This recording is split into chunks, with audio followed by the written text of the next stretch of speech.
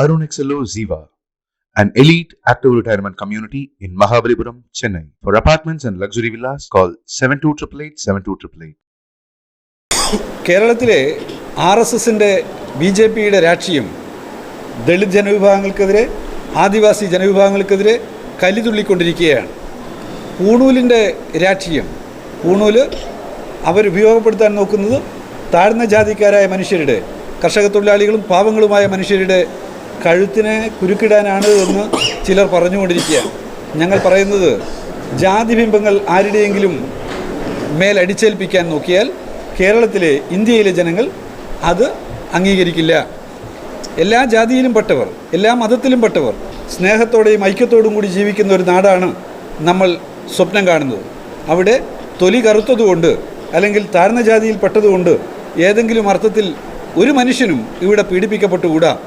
RSSും BJPയും ശ്രമിച്ചുകൊണ്ടിരിക്കുന്നത് ഏറ്റവും അധസ്ഥിതരായ താഴേക്കിടയിലുള്ള ജനങ്ങളെ പല നിലയിൽ വേട്ടയാടുന്നതിന് വേണ്ടിയാണ്.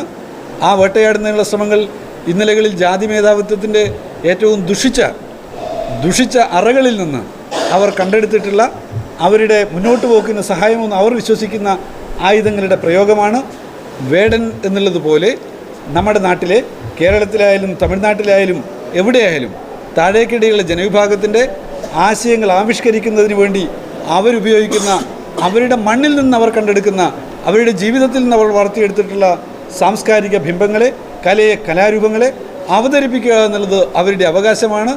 ജാതി മേധാവിത്വത്തിൻ്റെ കുഴലൂത്തുമായി ആരെങ്കിലും വന്നാൽ അതിൻ്റെ മുമ്പിൽ തലകുനിക്കുന്നതല്ല മാനവികതയുടെ മഹത്തായിട്ടുള്ള കാഴ്ചപ്പാടെന്നുള്ളത് ഓർമ്മപ്പെടുത്തും.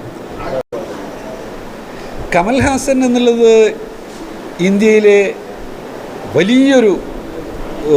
വലിയ പറഞ്ഞറിയിക്കാനാവാത്ത സംഭാവനകൾ നൽകിയിട്ടുള്ള ഒരു സിനിമാ നടനാണ്.